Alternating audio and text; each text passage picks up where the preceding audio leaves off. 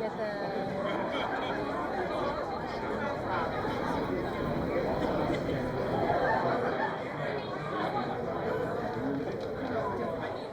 Hello, everyone. My English name is Tamara Davidson, and my Haida name is Lonis. I'm the Minister of Environment and Parks for the provincial government. I'd like to acknowledge with deep gratitude that we are here today on the territory of the Musqueam, Squamish, and Tsleil-Waututh peoples. I'm joined here today by members of the Tahltan Central Government. I'm so sorry that Minister DeGroot Brar couldn't make it today, but unfortunately he's fallen ill with the flu and won't be joining us. British Columbians want to see a thriving economy, one that advances reconciliation with strong environmental protections. And that's what brings us here today. The Environmental Assessment Office and the Tahltan Central Government have been working together to review the first project reviewed under a Section 7 agreement, a consent decision-making agreement under the Declaration of Rights of Indigenous Peoples Act.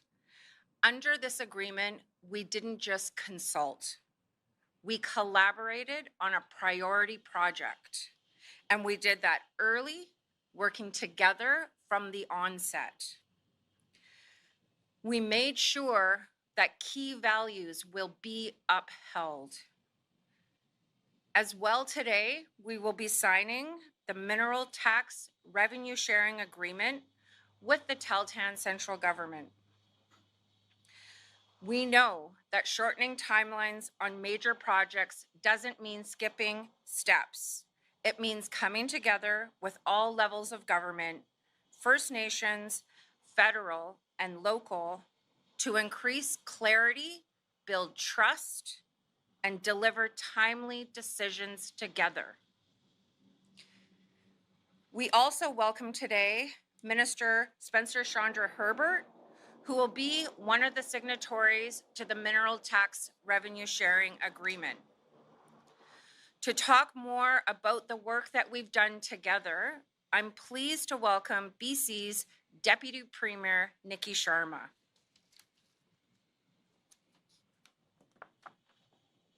Thank you, Minister Davidson. Good morning. I'm really pleased to be joining you here today on the traditional territory of the Musqueam, Squamish, and Tsleil-Waututh with this beautiful backdrop.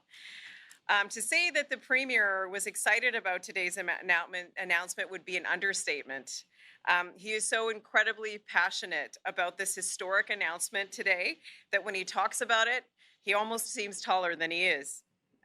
In all seriousness, I'm honored to be standing here on behalf of as Deputy Premier, because this is truly a remarkable day for the province and the Tahltan people. As we face these new global challenges, we know that there is no place better positioned to succeed than British Columbia. Our geography puts us in a key position to reach new and growing markets.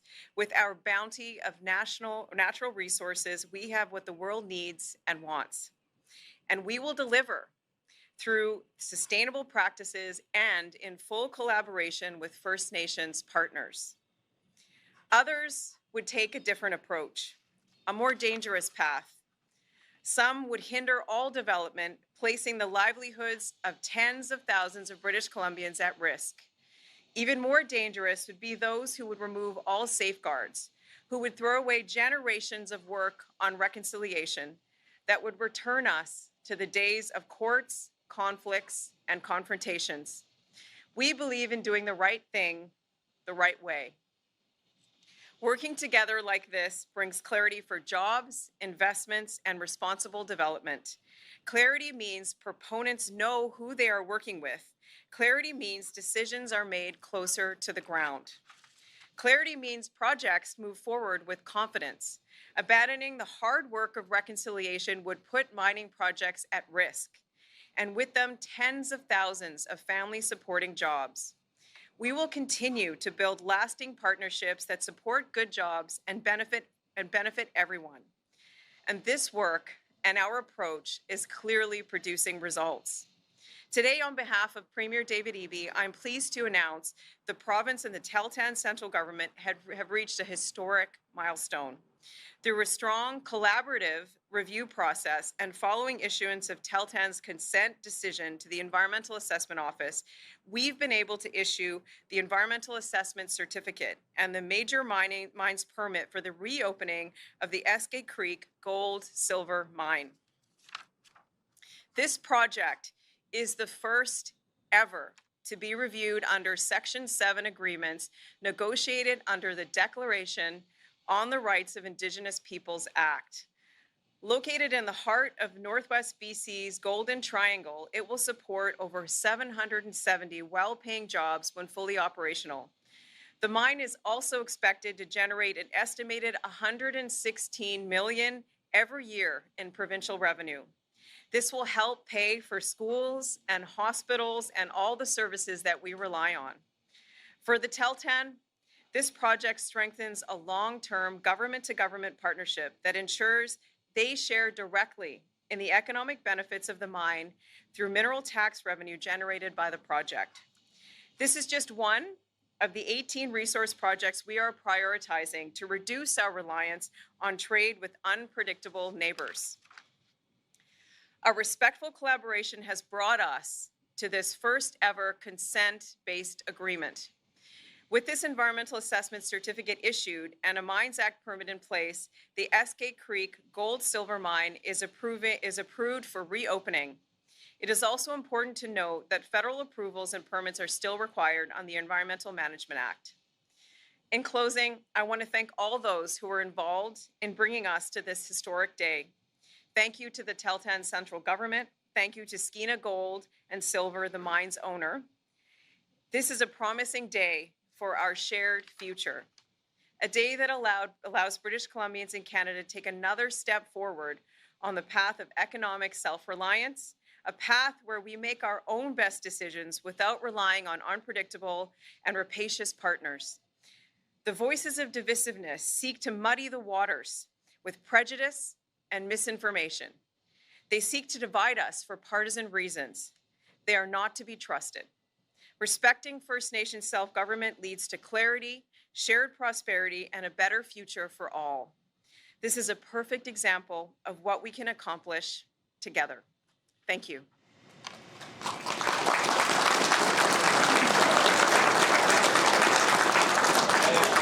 Thank you, Deputy Premier. This project is certainly an example of the benefits that can be realized when permitting agencies work together in a coordinated way. This process recognized Tahltan's decision-making role in the project, and we'll see the benefit of that as a result for hardworking British Columbians and for our environment. I would now like to welcome Carrie Carlick, President of Tahltan Central Government, to say a few words. Thank you, Minister, and thank you for raising this up a little bit here for me. What a day. It's a historic day. This is a huge day. Tanath Hotia, Carrie Carlick Gouchier. I'm the President of the Tahltan Central Government. And today is a historic day for the Tahltan Nation. I would first like to acknowledge all the Tahltans in this room, including Chief Rocky Jackson behind me and Deputy Chief Fetty Louie of the Eskay Band, who have joined me here today. On June 6, 2022, the Tahltan Nation in the province of BC made history by signing the first ever Section 7 consent-based decision-making agreement, and that was negotiated under the province's Declaration on the Rights of Indigenous Peoples Act. This morning, we are announcing the successful completion of that agreement and the first of its kind in the province of British Columbia and in Canada and most likely the world. The Tahltan Central Government and the province are also announcing that we're entering into a revenue sharing agreement as it pertains to the Eskay Creek revitalization project. The estimated mineral tax paid to TCG over the lifespan of the mine will allow us to finance housing, infrastructure, improvements in our 3 communities and continue to build capacity inside and outside of the nation. The completion of the first ever Section 7 agreement is more than a document. It is a statement of who we are and where we come from and where we are going together. For generations, Tahltan people have asserted our rights, our laws, our responsibility to our territory. We have always governed ourselves. What makes today different is the truth is now being formally recognized in a new way, one that is grounded in respect, partnership, and shared responsibility. Section 7 represents a major shift. It reflects the growing understanding that reconciliation is not just words, but action. It is the governments sitting at tables together. It is recognizing Tahltan jurisdiction, Tahltan knowledge, and Tahltan decision-making as an essential part to the future of this land. This achievement did not happen overnight. It is the result of years of hard work, difficult conversations, persistence, and unity. I want to acknowledge all the leaders who came before us, the many Tahltans and the knowledge holders who guided this process, and the negotiators and the staff who carried this work. They brought this work forward with integrity and determination.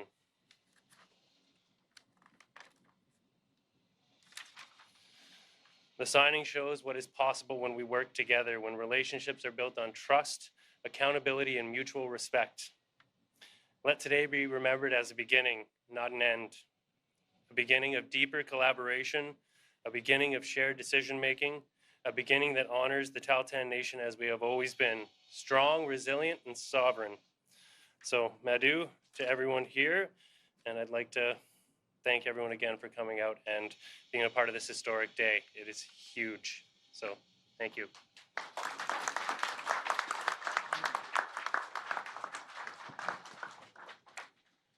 Thank you, President Carlick, for those good words. At this time now, I would like to invite Minister Spencer Chandra Herbert to come forward and share a few words. Thank you, Minister Davidson. It feels so good to be here today. I'm a proud British Columbian, a proud Canadian because of what we're doing here today.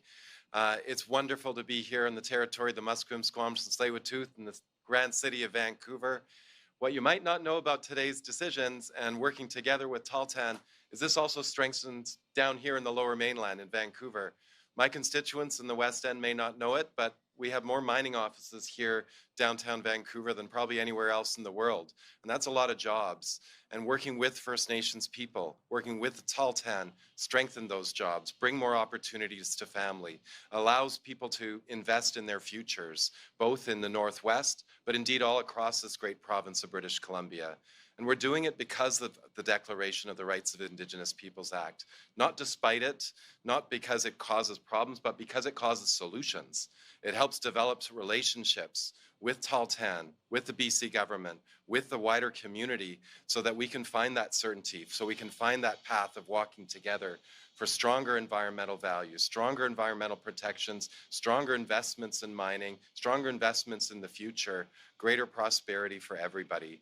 And I just want to say how important the relationship we've developed with Tahltan is. And it shows that when you put in the work, you put in the effort. And I heard this last week at the Natural Resources Forum, and I'm sure we'll hear it at the Roundup Mining Forum as well, is that doing the work, just as Skeena Gold has done, just as Tahltan has done, just as the British Columbia has done, it takes time at the front end, but then everything goes way better because you have a good relationship that you can work through issues, that you can get to solutions, you can find that flexibility because you've built trust. And I think that's, to me, is one of the most exciting things, is the trusting relationship that we've built together, Tahltan, Skeena Gold, British Columbia, the entire Northwest region. When you work together, you achieve great things. And I know we have many more great things to come together. And I just really want to thank everybody for being here today to take that step in the path of partnership, recognizing the rights of Indigenous peoples, recognizing that all British Columbians want prosperity and good communities to call home. And we're helping build them today. Thank you, everybody.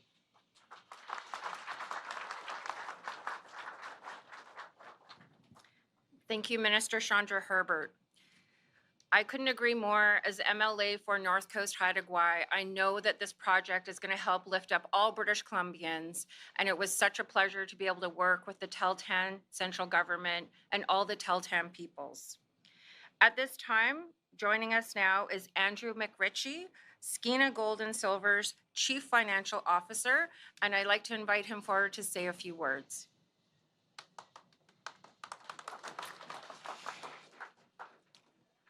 Thank you very much. We're extremely happy to be here today for the receipt of our environmental assessment certificate for the Eskay Creek project. I'd like to thank Premier Eby and Ministers Davidson and Brar and the Government of British Columbia for their support of the project. I would like to say Madu, or thank you, to the Tahltan Central Government, led by President Karlik, along with his team, working through the EA process in the Section 7 agreement. I would also like to thank the Nisga'a and other surrounding First Nations for their support. To the British Columbia Government's Environmental Assessment Office and Ministry of Mines staff, thank you for your incredible work and dedication, particularly in keeping timelines on schedule.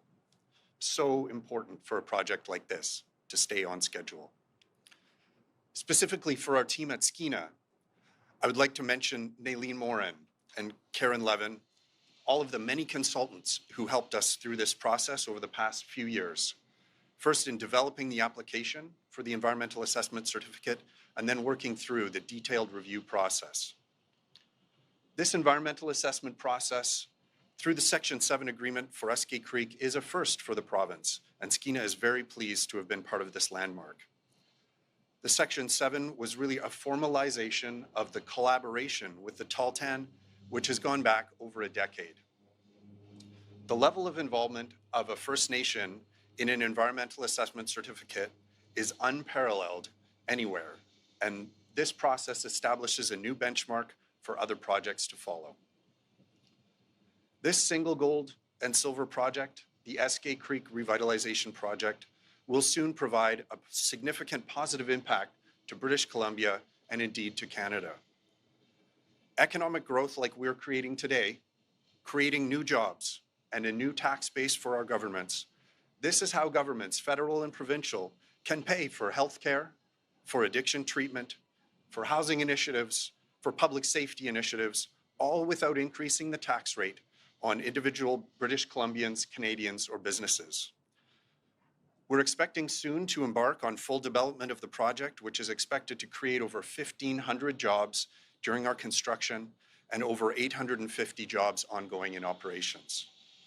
At today's metal prices, we expect the project will pay over $7.5 billion in taxes and contribute almost $25 billion to Canada's gross domestic product.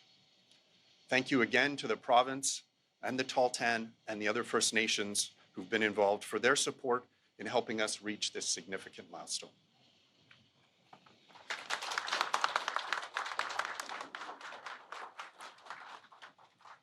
Thank you, Andrew, and I'd just like to echo what he said. Thank you to the Environmental Assessment Office and the staff, Alex and Danielle, Chris. And I'd also like to thank the staff from the Mines and Critical Minerals, Nate and Tanya and your teams, and as well the Tahltan Central Government and their staff that work so closely with the province of BC in true collaboration. I would like to thank all of those today who helped us to get to this important moment. And today's announcement really reflects a great deal of trust, respect, and hard work. We'll now open things up for questions from the media in person and over the phone lines, and I'll turn things over to Sujita to facilitate this part of it. Good morning. Thank you everyone for joining today. For media on the line, please press *1 to enter the queue. For media in the room, please walk up to the microphone provided and state your name and outlet. Media will be limited to one question and one follow-up. Go ahead, please. No. Can't hear you. There we go. Hello. I think I have a question for President Karlik first. How is this, the Tahltan have historically been proactive about the governance of your territory. How is this agreement different from agreements you've reached in the past related to other activity, the Red Chris mine, for instance? I think just having the initial relationship and being included right at the beginning stages of this project really changed the way things have been done in the past, right? In history, we would be joined later in the process, but in this process, we were there from the beginning. So that started off things in a really good way for us to build that partnership. My follow-up is somewhat related. You've concluded this agreement under the initial DRIPA Act. Yeah. In the agreement's being announced while the province is talking about revising DRIPA. What concerns do you have about that, and what advice would you give the province? Well, if anything, I would say, this is the first time it's been done. So learning the areas where we can improve and where things might be strengthened would be my recommendation to the province, and really pushing things forward, because this today shows what can be done when we do things together in a really good way. And I don't think it's a good idea to take anything away from DRIPA. I think if anything, it should be strengthened and find ways to improve the whole process. Any more questions in the room? Okay, going to the phone line now. Our question is from Ulf Dapner from Canadian Press. Go ahead, please. Yeah, hi, good morning. I hope you can help me, and I hope you can hear me. I just want to build on the previous question and question to Deputy Premier Sharma. You just heard a prominent First Nation leader calling the government to keep DRIPA in its current form and potentially even strengthen it. Yet your government is planning to revise DRIPA just as it signs an agreement that praises DRIPA. So can you sort of explain to me, first of all, I was hoping I'd get your reaction to the comments we just heard. And can you sort of explain to me the disconnect between praising an agreement on one hand and then trying to revise it soon after? Thank you. Yeah, thanks for the question. We're here today because of the power of DRIPA, because of what's possible when we sit down with First Nations through the Section 7 agreements in that framework of reconciliation that has been so powerful for the province. And we stand behind that. And today is an example of the good work that can come from that. Any need for amendment comes from a specific court decision that talks about the role of the court with respect to this work. What we know is if we sit down with nation to nation, we can come up with agreements that work for both parties and for British Columbians to bring certainty for all. The amendments that we're thinking about will be focused on what that role is of court oversight related to that. And so they won't be about stepping back from DRIPA. They will be about unlocking what's the potential of DRIPA without leading us back to the courts. So we're very focused on the work of reconciliation through that framework of DRIPA, and will continue to be. Your follow-up, Ulf? Yeah, thank you for that answer. Yes, thank you for that answer. But I just want to note that your co-signatory did not carve out an exception when it comes to revising DRIPA, as you just did. I want to ask you about Jimmy Patterson. He is in the midst of, the company that bears his name is in the midst of striking a deal that would essentially offer comfort or would essentially assist the efforts of ICE in the United States.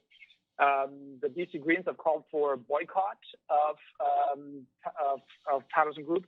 I want to get your government's reaction to this particular, the fact that a prominent BC businessman, perhaps the best well-known BC businessman in the history of this province, is about to strike a deal with ICE. Thank you.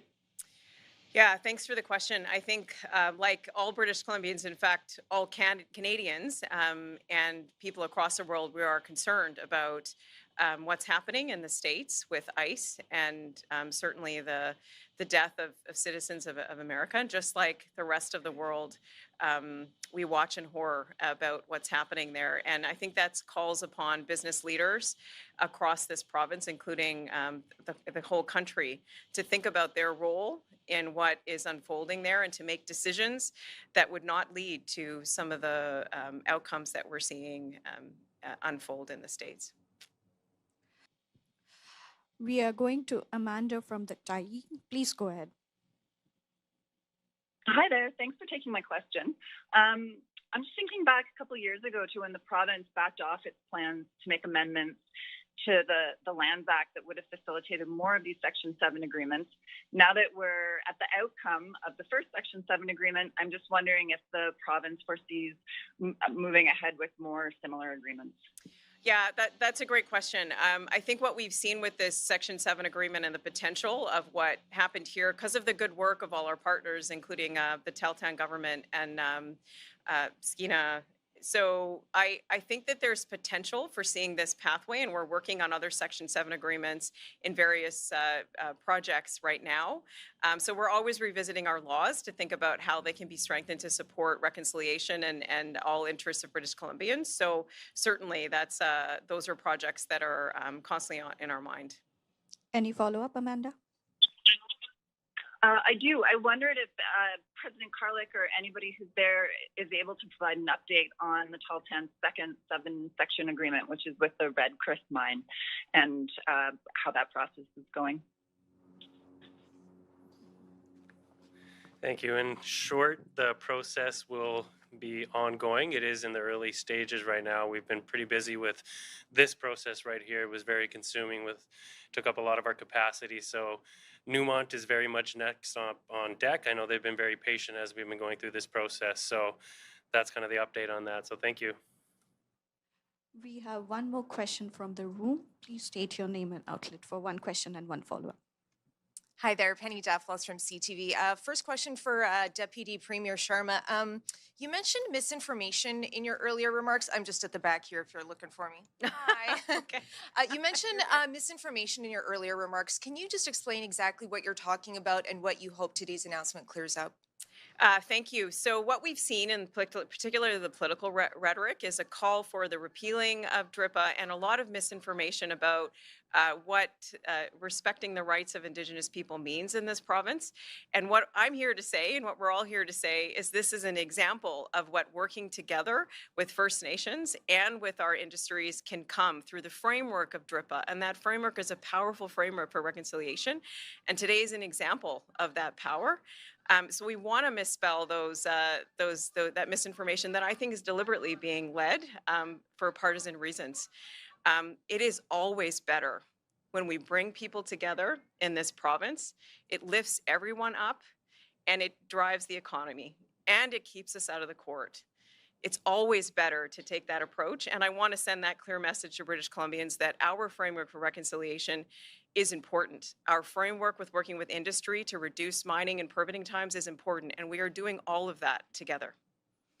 Second question, you referenced that there are other Section 7 negotiations underway. How many are there, and what kind of resources is the province dedicating towards that? Yeah, so there are various Section 7 agreements. We just did a run through of them in my prep, and I don't have a list here, but we can certainly get you that. They're all dependent on the relationship and the discussions that we're having with those First Nations on those projects. We'll be happy. They're making progress, all of them, along with the 18 projects that we identified as priority projects, and this being one of them. So we're moving things forward in a quicker way, and Section 7 agreements provide a framework to do that, and I'm happy to give you the information of which ones they are. That's all the questions we have today. Over to you, Minister Davidson. Thank you so much to everybody for the questions. And finally, it's time for us to make it official. We'll now be signing a mineral tax revenue sharing agreement. And I'd like to invite forward Chief Richard Jackson of Tahltan Band, Deputy Chief Fedi Louis of Iskoot Band, President Kerry Karlik, Deputy Premier Nikki Sharma, and Minister Spencer Chandra Herbert to step forward and sign the agreement.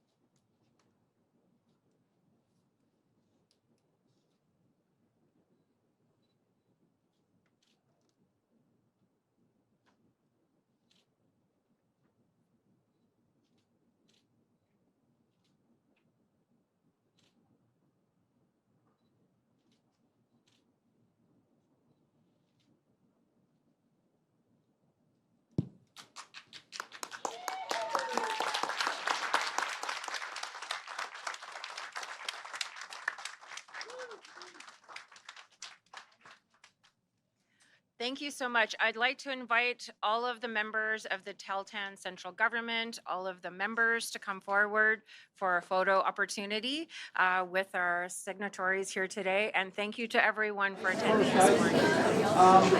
Folks, we have some people on the other side. We'll get started. Love when somebody takes the moment. Yeah. We're getting wider heads. Another row.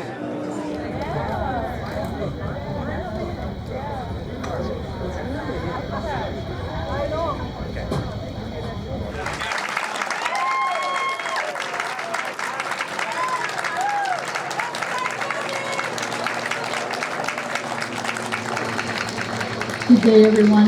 My name is Patty Dewey. I'm here on behalf of Chief Marie Kwok of the Eskay Band. We are here to present to the province of British Columbia a gift to represent this historic day, not only in our lives, but in your lives. We have worked for generations to get to this point of being able to share decision making in our own territory. So, as a symbol of our partnership and relationship, we are presenting you with, I think it's British Columbia's gemstone, jade, which comes from our own territory also. They're art pieces, and we're presenting them to your Deputy Minister to hold on your behalf. So we have the Circle of the Clans, made by the artist of, the design was made by Edgar Frank, who is no longer with us. And then we have our Tahltan arrowhead with the symbol of the wolf clan, made by Huey Carlick. And we have an arrowhead with the symbol of our Crow clan, made by Huey Carlick. So on behalf of the Tahltan Nation, we proudly present these to Deputy Minister.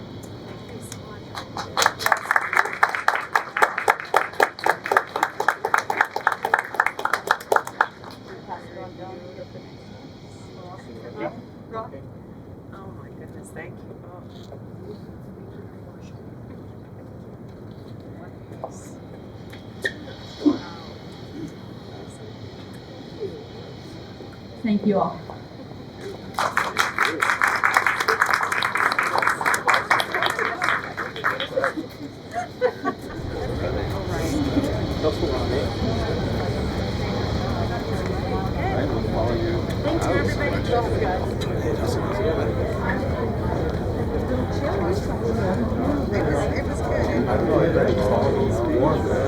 Couple more. Hold tight. Thanks, everybody.